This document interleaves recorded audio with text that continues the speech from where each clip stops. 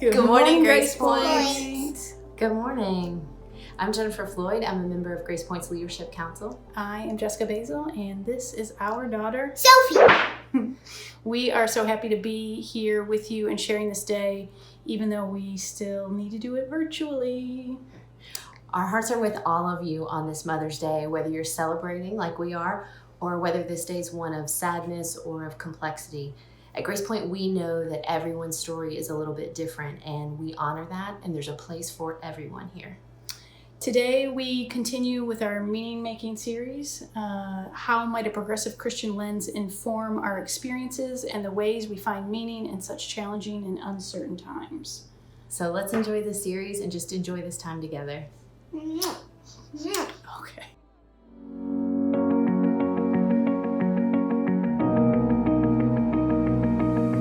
Welcome to Grace Point. We are a progressive Christian church. A safe place to deconstruct or reconstruct. To question and to grow. We are welcoming, affirming, and fully inclusive. Regardless of age, race, sexual orientation, gender identity, physical abilities, or marital or economic status. We strive to rejoice in our belovedness, serve our community, Respect our differences, and love each other well. We are people who accept and value you for you. We are Grace Point. We are Grace Point. We are Grace Point. We are Grace Point. We are Grace Point. We are Grace Point. Grace Point. Good job. We are Grace. No, just me. We are Grace Point. Welcome home. Welcome home. Welcome home.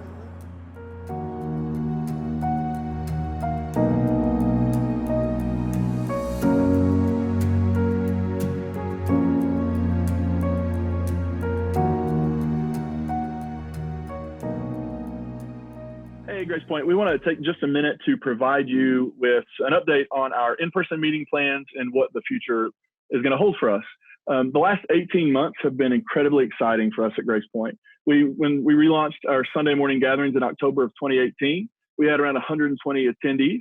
Throughout the course of the last year, we grew exponentially to over 300 attendees each Sunday, and our kids program has grown. We've had some Sundays with as many as 60 kids back there.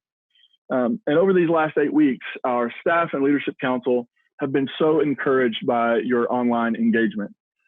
What you have proved is that virtual church doesn't have to be virtual community. We're actually experiencing real community together. And so whether you've shown up on a Sunday morning gathering, or you've been to Books and Brews, or Reconstruct on Wednesdays, or the Youth and Kids Hangouts, the fact is we are seeing incredible numbers of you stay engaged. And we're even expanding sort of the place our community comes from. We've had people from New York and Argentina and Puerto Rico and the Czech Republic and Canada, I think. So there's some really, really exciting things happening. Yeah, and we wanted to give you an update on not just what our plans are for the short term, but our plans that we're working through for the long term. And the reality is we are doing our best to prepare for the future in conjunction with all of the various guidelines that are out there. And I can tell you that our leadership council and staff feel very strongly that we are honoring each other and our community by not meeting in person right now, because frankly, we just don't feel that it's safe. If you look at the various guidelines that are out there, they say that gatherings of more than 100 people should not be occurring right now. And our firm belief is whether that's a gathering in church or if it's a gathering for any other purpose, it's still the point of getting people together. And all of the experts are saying right now that that's not safe. And we firmly believe that once we are able to reopen and welcome each and every one of you, then we will do so in a safe manner. But until that point, we don't believe that it's our place to pick and choose who can attend, or by limiting the number of you who can attend. So that's kind of the plan that we're on right now.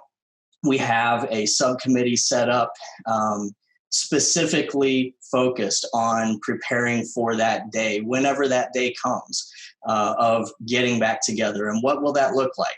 What will that look like for our community, for our space, and for our kids program? There's a whole lot that goes into that.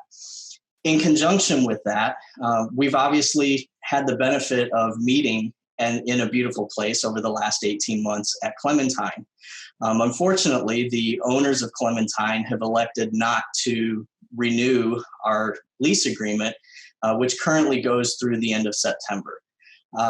And frankly, we've already known that that was not going to be a long-term solution for us. The growth trajectory that our community's been on over the last year alone has shown us that if we continue that, we're simply going to outgrow the space.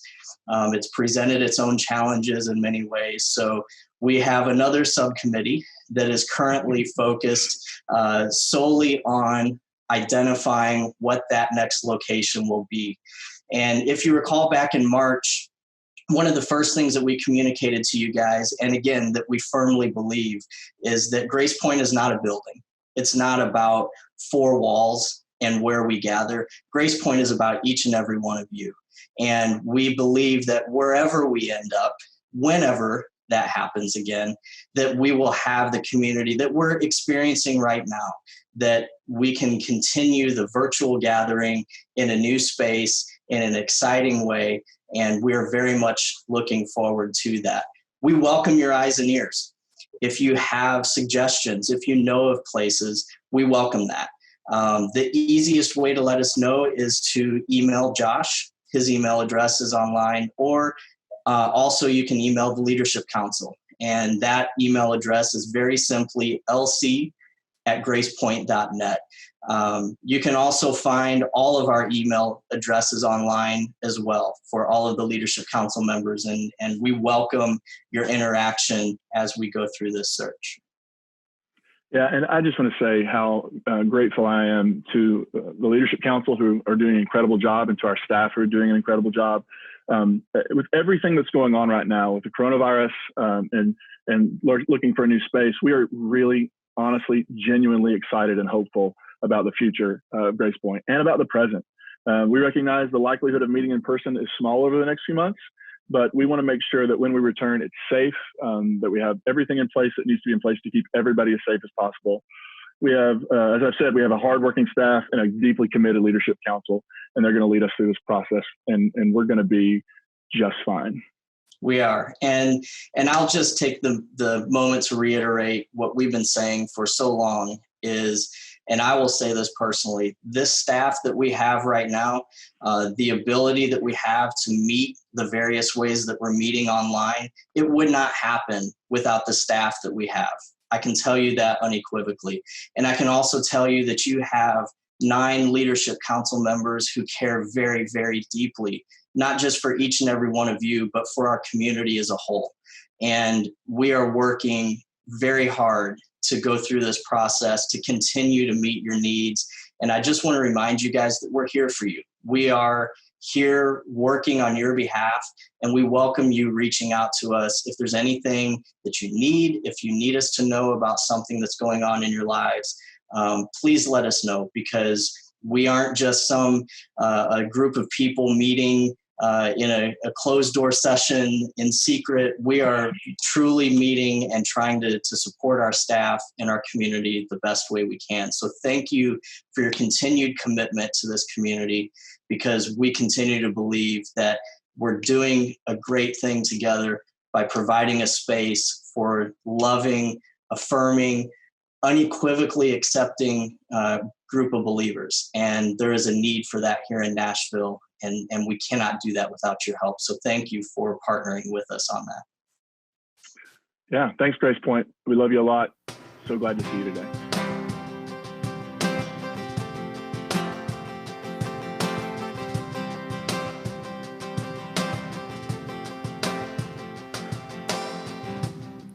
Now the darkness fades into new beginnings as we lift our eyes to a hope beyond. All creation waits with an expectation to declare the hope and the love of God. We will not be moved when the earth gives way, for the love of God has overcome. And for every fear, there's there's an empty grave, for the love of God has overcome. Now the silence breaks with the name of Jesus. As the heavens cry, let the earth respond. All creation shouts with a voice of triumph to declare the hope and the love of God. We will not be moved when the earth gives way, for the love of God has overcome. And for every fear, there's an empty grave, for the love of God has overcome.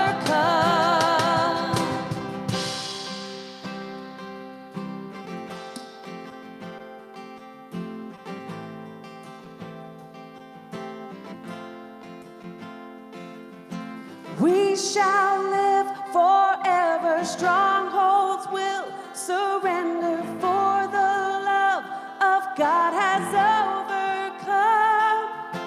Fear won't overtake us, we won't let it break us. God is love and all will overcome. We shall live forever, strongholds will surrender, for the love of God has overcome.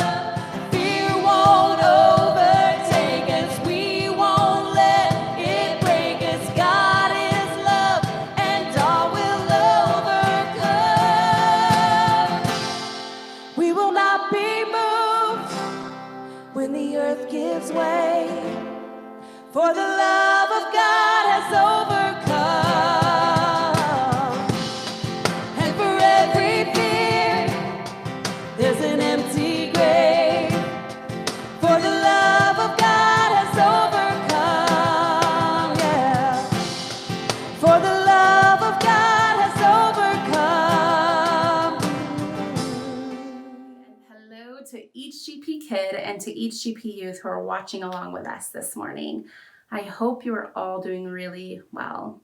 GP kids and GP youth, if you are missing your Grace Point community and you would like to add some extra virtual fun with friends to your week, I encourage you to join our weekly GP kids and GP youth Zoom Hangouts. GP youth, we hang out every Friday at 7 p.m. GP kids, we hang out every Saturday at 12 p.m. On Thursdays at 7 p.m., I grab a storybook from our growing GP Kids book collection, and I go live with a virtual story time on our Grace Point Church Facebook page and our Grace Point Kids Instagram at Grace Point Kids TN. This week, we are reading Worry Say What? Written by Allison Edwards. I hope your families will join us for these fun and exciting times of community connection online this week. Grown-ups, I posted our newest GP Kids discussion guide to our Facebook group. Our GP Kids discussion guides that are created for you are filled with helpful conversation prompts, links to wonderful read aloud books, as well as fun and simple craft ideas that can be done from home with what you have. Following our gathering today, I'll post our youth discussion guide to our GP Youth and Grace Point Church community groups. Our GP Youth discussion guides that are created for you are filled with reflections on the latest message from Pastor Josh, as well as recommended books and articles and movies that connect to this week's topic. Take a peek at our Facebook groups ever so often to stay up to date on what is being created for and shared with our Grace Point families. I also encourage you to post questions and to share resources and to connect as a community within these groups. I also email out our resources. If you would like to be a part of our email list, and you aren't yet, or you'd like to be a part of our Facebook groups, and you aren't yet, simply email me at lisa@gracepoint.net, and I will make sure to include you.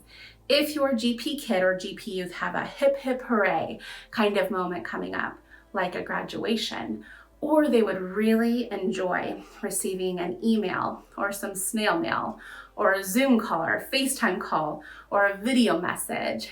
Let me know, and I will make sure that we connect with them and that we celebrate them. Women who care for others are awesome. Folks who care for others are awesome. This week's GP Kids discussion guide welcomes us to be mindful of those who care for us, and it encourages us to celebrate them. To each of you who provide care for the children around you, thank you. You are a treasure. Peace out, air hugs, and so much love to each and every one of you. Well, hey, Grace Point, I am so excited to be joined right now with Lindsay Krinks and Steve Lindstrom. Lindsay is the co-director and co-founder of Open Table Nashville, and Steve is a longtime volunteer. How long have you been volunteering? 8 years.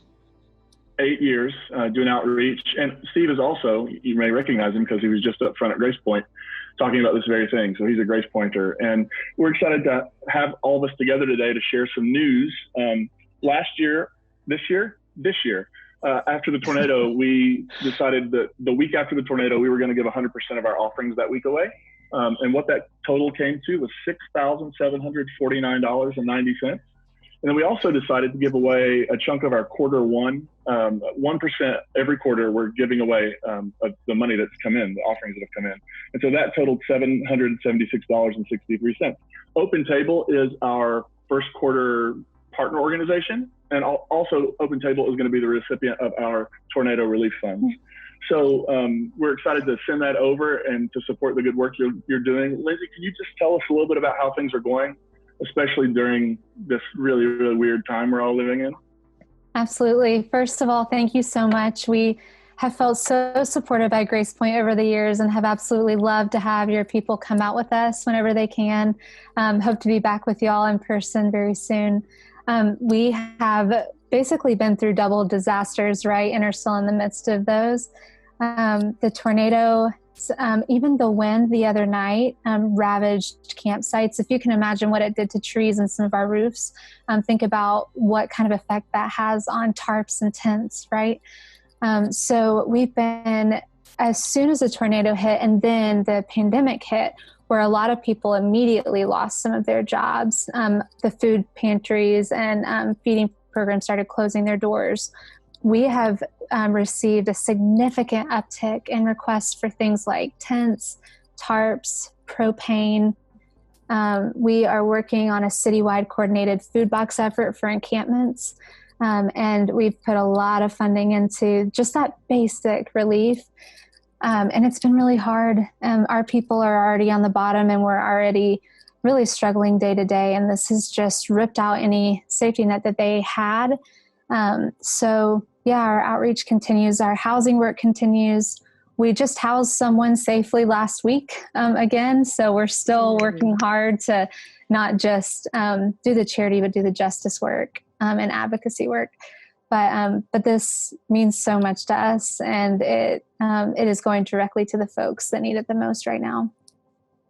Wow. The work you all do just is so beautiful and inspiring. And I love that you brought it back to justice, right? It's not just charity, it's about justice. Steve, you've done this for a while now. You're a part of Grace Point. Can you share a bit about what has really driven you to spend your energy in this direction? I think it's where I found my spirituality is in action. I'm not much of a contemplative theory kind of person. So I find God and Jesus and spirituality out on the streets with people who others judge. And I've learned not to judge, but to find grace and passion and intellect and all kinds of stuff that one might be surprised, but I now go there for feeding me. It feeds my spirit, and I can go down there just as Steve and come back and be renewed. That's what makes me go. Yeah, man, that's beautiful. Such beautiful work being done. And as you're continuing to move forward. Lindsay, could you say a little bit about, just remind people, because you said you need some certain supplies. If people wanted to donate some of those or drop them off, is it better to just send money, or is it better to somehow drop the supplies? What do you recommend? Right now, we're really low on propane and also need tents and tarps. There's also a food items list on our website and on our socials that we've been needing some help with. There are certain drop-offs for food, and those are between Tuesday and Thursday, 9 to 12 at Glencliff United Methodist Church. So like non-perishables, anything you can imagine going into a food box for someone in an encampment is really what we're looking for.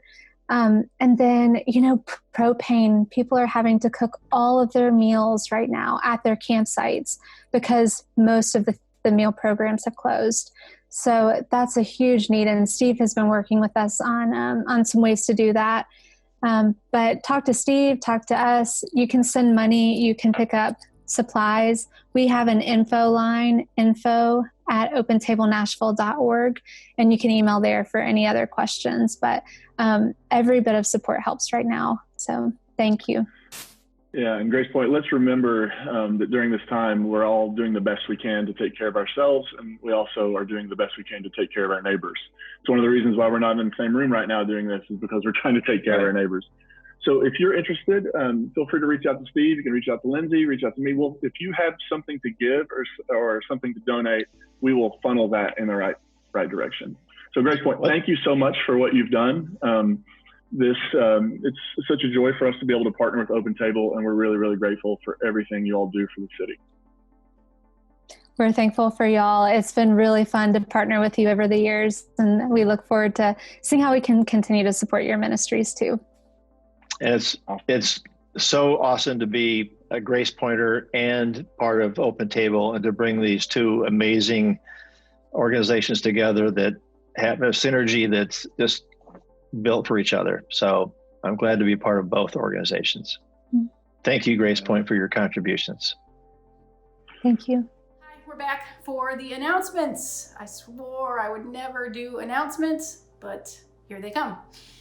Join us each week at 10:30 on YouTube to hang out as a community and chat before the service begins. Right before this video, if you're watching on YouTube, everyone signs in at 10:30, 10:35, all the way up till 10:45, and we chat. We, give shout outs to each other and give virtual hugs. It's a great time to just check in and let everyone know that you're there and virtually hug everybody. Also, we chat a little bit at the end of service too, to just kind of say what a great job and what a great time it was to spend with each other virtually. So there's that. Second, Reconstruct is still happening every Wednesday evening around 6:30. 6:30. It's so much fun. We talk about deep things and also not deep things. We talk about all the questions that we have from the week and our concerns and our life and our bird drama, as many of you know who go. So it's a good time, and I would highly, highly recommend it. It's great. Third thing on my list, I'm checking, Pastor Josh and Dr. Robin will be hosting a virtual theology on tap to talk about community and COVID-19 on May 19th at 8 p.m. And lastly, Books and Brews is May 26th. We will be discussing Mike McHarg's new book, You're a Miracle and a Pain in the Ass, which sounds so good to me, actually. So I think I will read that and join that one. And that's I might need that. 6:30 via Zoom, May 26th. Take it away. So there's a lot of ways that Grace Point is supporting us during this time, giving us opportunity to connect and really just support in general. So I want to talk about one of the ways that we can all support Grace Point. When our family first started talking about giving and how we wanted to handle that, we started thinking about, what does it mean that there's a place like Grace Point? Not just for us, people who come each week, but what does it mean to sustain something that we want to be in the world, that we want everybody to have access to? So our family has set up recurring giving. There's two ways that you can give. First, you can text Grace Point, that's Grace Point with an E, to 77977. Or you can go to our website at gracepoint.net. I know this is a difficult and uncertain time for a lot of people, but any giving that you can, any ways that you can support Grace Point through your giving, we appreciate. For sure. Is that it? I lift my eyes up to the hills. This my morning song, where my strength comes from. I lift my eyes up to the hills. This my evening song, where my help comes from. This is the gravity of love, just as the moon follows the sun. You're all around me, you're holding everything. This is the hope of every land, just as the universe expands. Your love is reaching, you're holding everything.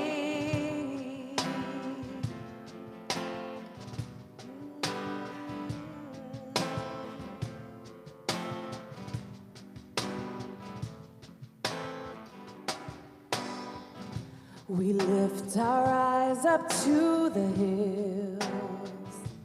When will our help come? Lord, we cry, how long? We lift our eyes up to the hills.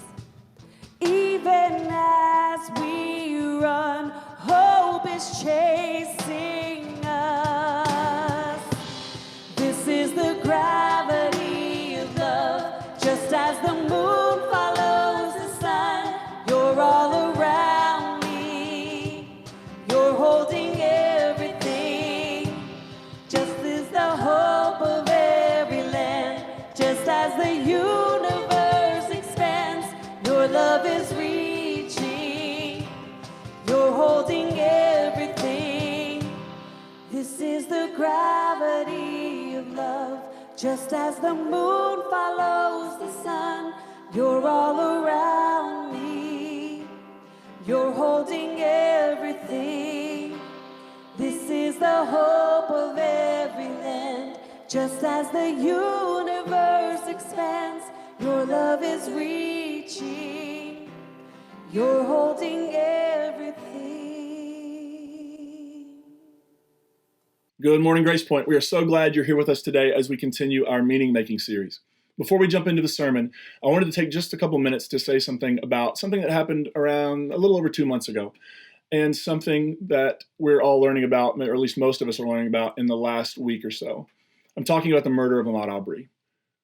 It is almost like a kind of whiplash to look at the news and to see that a group of armed protesters can go into a Michigan state house and no one dies, and yet an unarmed black man can't run outside in Georgia without being murdered. And it's unfathomable. And yet this is where we are. America has always had a white supremacy problem. It's our original sin. It's embedded into structures and systems and all sorts of things that people like me of privilege don't even notice until we really start looking at it and it's brought to our attention. So we recognize that there's a lot of work to do, and that we as a community can do some of that work, and in talking about becoming anti-racist and those sorts of things, discovering and dealing with implicit bias and those things that are just we're carrying around and we don't even know it and we don't see it, and so we need to be aware of it. So here at Grace Point, we affirm that Black Lives Matter, and we're going to keep saying so. And we affirm that we have much work to do to join the long line of people who have been seeking to actually make Dr. King's dream a reality in the world.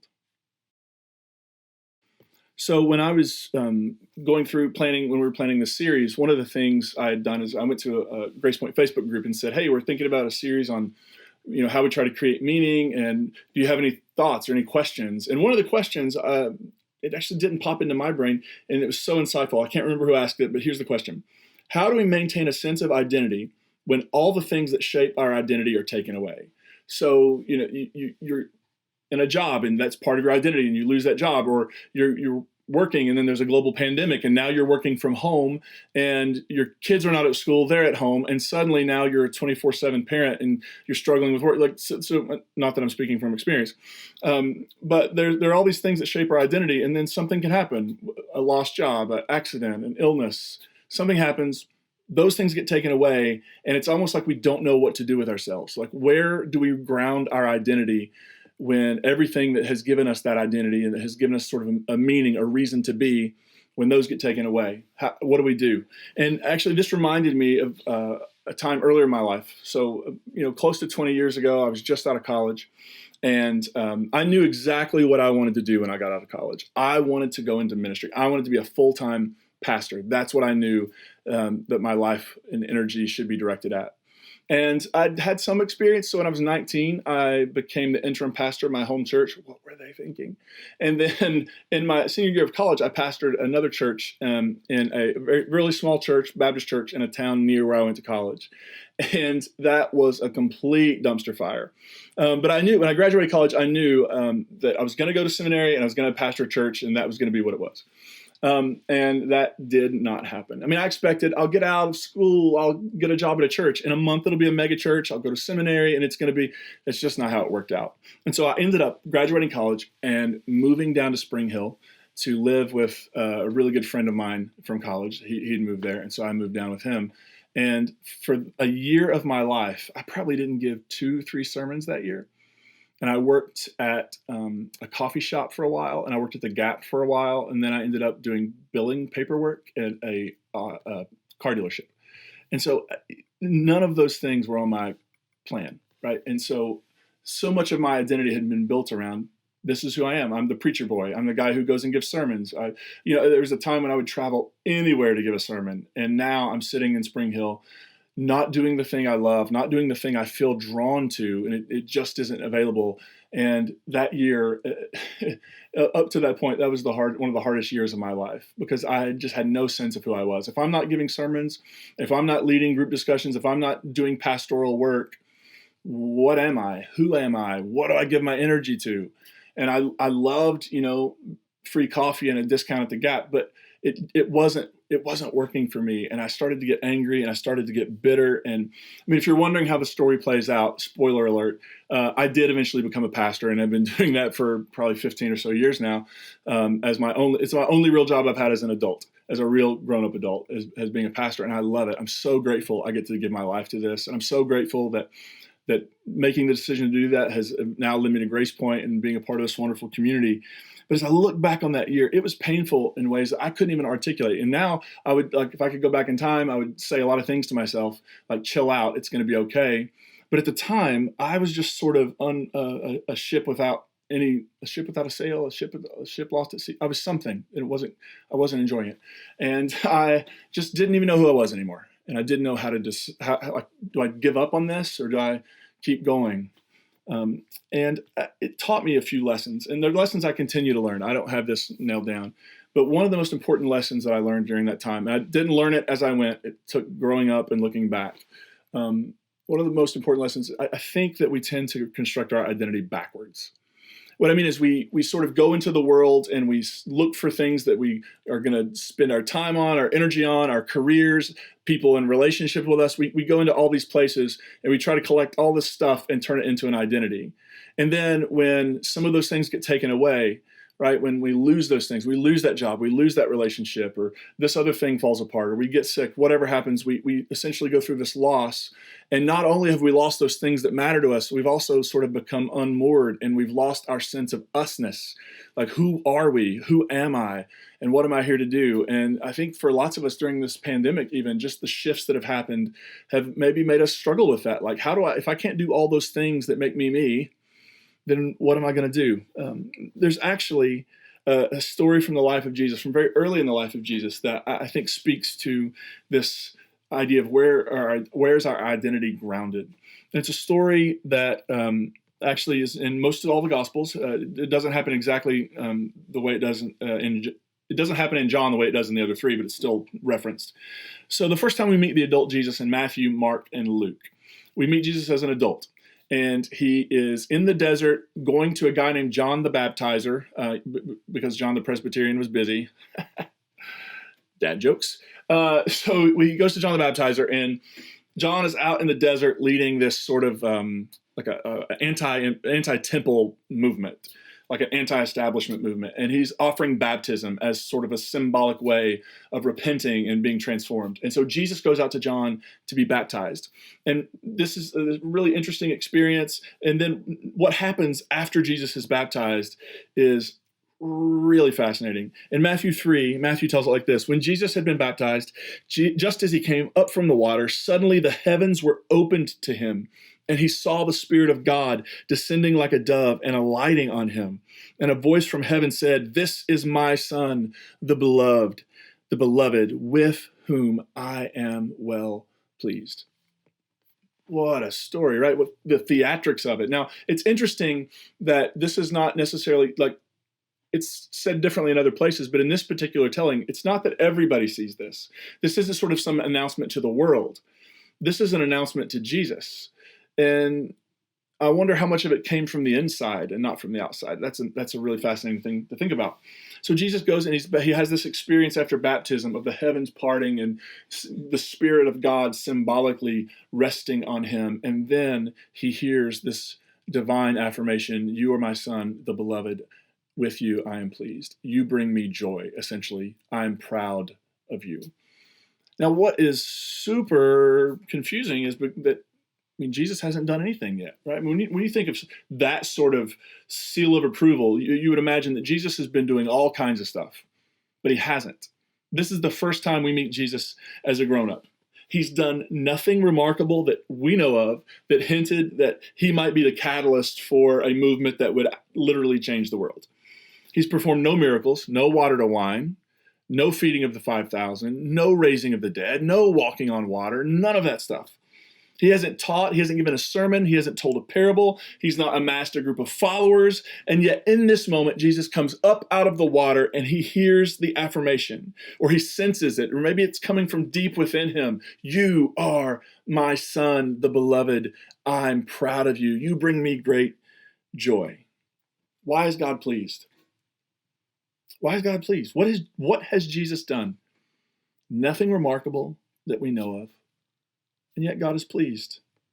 But I think about this every time I read this story. I think about the fact that that's exactly how, if you have kids, that's probably exactly how you felt about them when they came in the world. And that's how I felt about mine. Just looking at them and looking at our oldest, the moment I held him for the first time, I knew my life was being changed. And he had done nothing. He could do nothing for himself. He couldn't feed himself. He couldn't change himself. He was literally dependent on me and his mom for everything. Right? Everything. And he still is in some ways. And yet I remember looking down at him and thinking, "Oh, you are the greatest human being who's ever humaned." Right? Like I remember having that sense of, you're perfect, you're beautiful, you're brilliant, you're everything. And he'd done nothing. He just showed up. And yet, holding him in my arms, I knew that this was my Son, that he is the beloved, and he brought me great joy.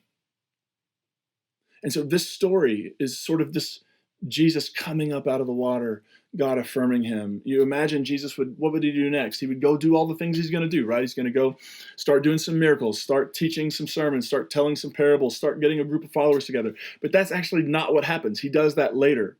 The very next move after baptism for Jesus is he goes out into the desert for 40 days and 40 nights. He eats nothing, and he has an experience known as the temptations. So Matthew chapter 4, Jesus was led by the Spirit into the wilderness to be tempted by the devil. He fasted 40 days and 40 nights, and afterwards he was famished. The tempter came and said to him, "If you are the Son of God, command these stones to become loaves of bread." Now, I know the devil language can get us all caught up, that sort of that mythical language. Don't spend time on that unless you're just really into it. I think the point of this is Jesus goes to the desert, and he's going through this sort of spiritual practice and this sort of maybe awakening, processing his baptism experience. And the tempter comes, and the first thing the tempter does, notice the language, the very first thing: "If you are the Son of God." Jesus has just had an experience in baptism. You are my son, the beloved. And he goes out into the desert, and the first temptation, and actually all the temptations fall into sort of this struggle with identity, is, are you the Son of God? Are you really? Did God say that, or did you make that up? Maybe you heard wrong. Maybe you're imagining this. Are you really the Son of God? Okay, cool. Prove it.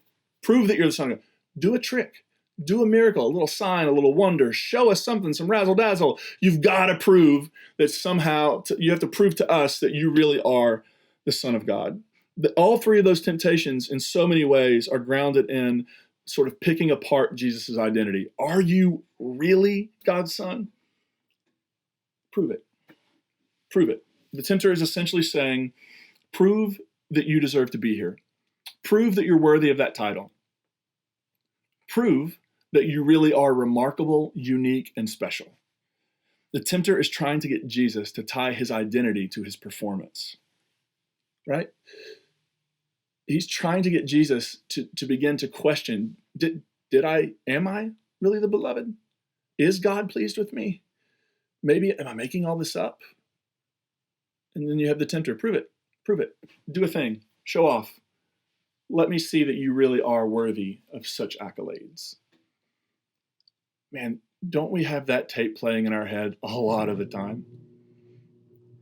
We have this belief that we have to prove why we should get to be here, that we have to prove why we should be able to show up, that we prove that we're somehow worthy.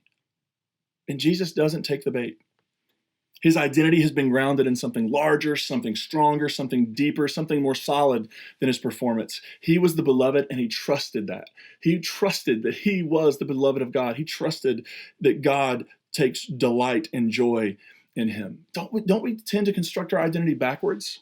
We go out looking for things to create an identity with and from, when in reality, everything that we need for our identity to be grounded and set within us is already in there. We have nothing to prove to anyone. We already are. I love this from Richard Rohr. He says it this way: there is nothing to prove and nothing to protect. I am who I am, and it's enough. There's nothing to prove and there's nothing to protect. I am who I am. You are who you are. It sounds a little Popeye the Sailor Man-ish, but the reality is it's true. I am who I am. You are who you are, and it is enough. There is nothing to prove. But man, what happens to us is we hear that and we give intellectual assent to it, and then we sort of go back out into the world and try to form an identity out of all the things, all the accolades, all the praise, all the popularity, all the stuff. And what I learned that year of my life when I was very young, I would look back and say to me now, like, you should have chilled out. It was a year, you taught you a lot. It was actually really good for you. What I wish I'd have known at the time was the part of my misery was that I was trying to create an identity out of all this external realities and relationships and opportunities. And I was ignoring sort of what was already true about me. That the moment I entered the world, the divine voice says, you're my son, you're beloved, and I'm really happy about you. One of our kids says that a lot. She'll ask if we're happy to her. She'll come up and say, are you happy to me? Of course, yes, we're happy to you, right? We enter the world and we say, God, are you happy to me? And God says, yeah, you're my son, you're my daughter, the beloved. With you, I am deeply pleased. What if we trusted that this is the truest thing about us? Not the performance, not the popularity, not the praise, not all that. What if we trusted the truest thing about us is that we are children of God with nothing to prove? We don't need to prove why we should be here. We don't need to prove why we deserve a seat at the table. We don't need to prove. Our existence is the proof. We are here. We are children of God, deeply beloved, and God finds joy in us. One of the things I've also learned as I started doing the thing I wanted to do with my life, I became a pastor, is that I started getting kind of addicted to people's praise. And so if I felt like I gave a bad sermon, or if I felt like somebody didn't like it, or somebody had a negative comment, it really would be such a struggle for me. And actually, I imagine it was really frustrating for Carla. I don't imagine, she's told me. It was really frustrating for Carla that often after sermons, I would quiz her about the sermon in the car, and nothing, if she said it was good, it was never enough. Like, I couldn't believe it. My feeling after church, how I carried myself after church, how I felt, everything was sort of this roller coaster of how well I thought I did. Did I deliver well? Did I perform well? Did people like it? Was it smart? Was it funny? Did it change somebody's life in an instant? Like, all that stuff was so wrapped up for me. And sort of the part of my identity was, I did good today, right? I did well today. That was such a part of my identity. And having to learn that actually, even if the sermon bombs, if this one right now bombs, falls flat, then it's okay. It's okay, because it's not me. It's a thing I'm doing. It's a thing I love. It's a thing I'm grateful for to be able to do. But every preacher lays an egg every now and then, right? It's just true. Even the best. So if the best do it, all of us will. And there are going to be moments when I don't feel like I perform well. And learning that my identity isn't wrapped up in how well I preach or how well I pastor or how well I anything, that I have something beyond that I am a beloved child of God. There's another place to ground yourself, so that when it falls completely flat, when no one laughs at the joke, which I noticed on the Grace Point bingo card, lots of people, if you saw that online, lots of people didn't laugh at a joke of Josh's. I'm not sure why, because they're pretty funny. But that's between you and the Lord. But so if I could go back to 22, 23-year-old me, just out of college, wanting to be a pastor, feeling unfulfilled, feeling like I had no identity, I would probably just say to myself, look, you just got to breathe. You just got to breathe. If you never give another sermon in your life, you are who you are. At the core of your being, you're beloved. You're the child of God. And that's true for us. That's true for all of us. That's true for you.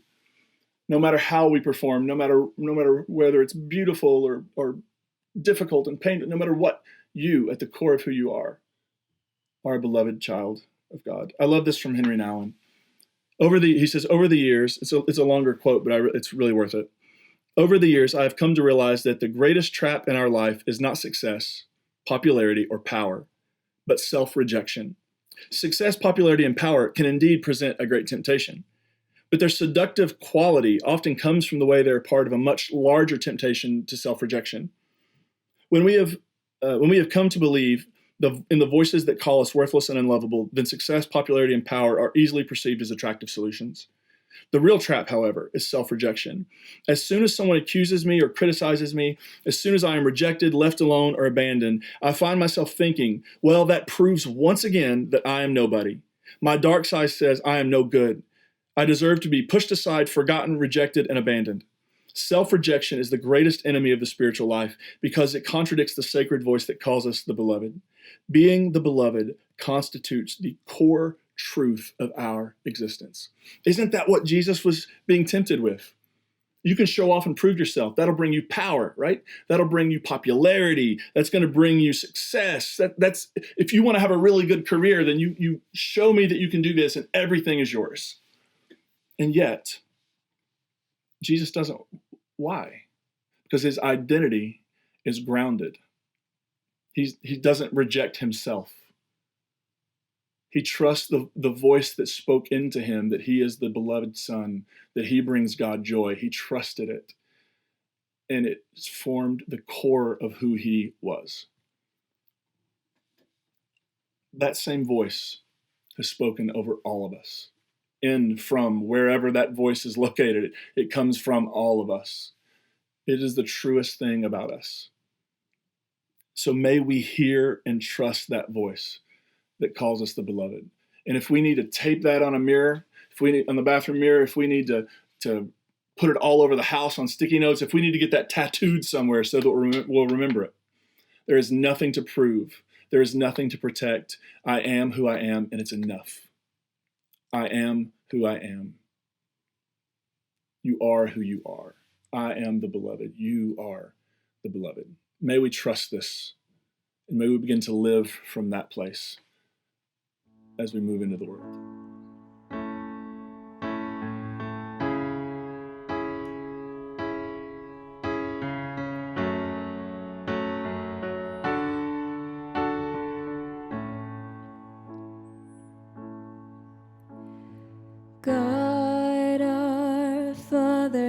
giver of daily bread, blessing our hands and covering our heads.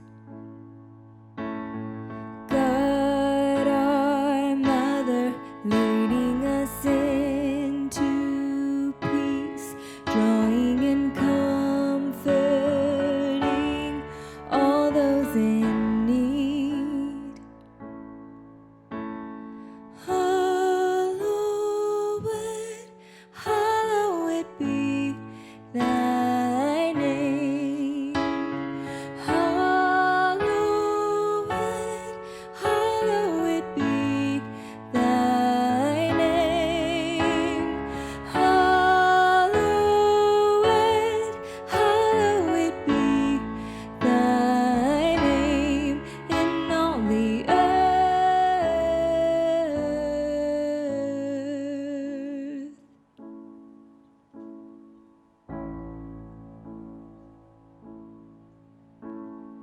God, our Father, giver of daily bread, blessing our hands and covering our heads.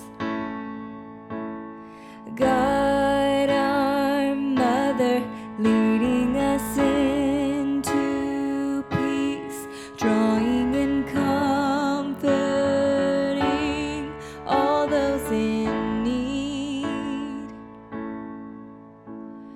Hallowed, hallowed be thy name. Hallowed, hallowed be thy name. Hallowed, hallowed be thy name in all the earth.